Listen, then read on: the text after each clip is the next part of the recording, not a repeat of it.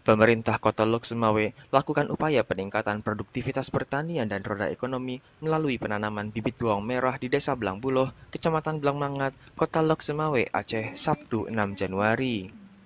Sebanyak 7.500 kg bibit bawang merah bantuan dari Kementerian Pertanian akan ditanam di atas lahan tidur seluas 10 hektar yang tersebar di 5 titik di Desa Blangbuloh. Tak hanya bibit, bantuan berupa bimbingan dan penyuluhan juga diberikan oleh Pemkot Lok Sumawe untuk masyarakat. Panen perdana akan dilakukan 3 bulan ke depan dengan target produksi 14 ton bawang merah berkualitas baik.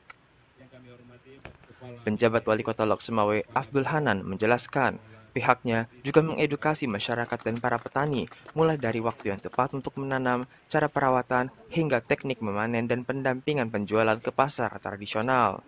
Pemerintah setempat juga akan memberikan kesempatan bagi para petani untuk langsung menjual hasil panennya lewat pasar tani di lokasi khusus.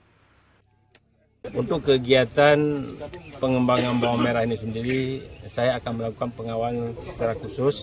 Saya akan meminta kepada penyuluh realisasi penanaman setiap harinya, sehingga memastikan bahwa areal yang 10 hektar ini kita pastikan bahwa ini terrealisasi untuk penanaman.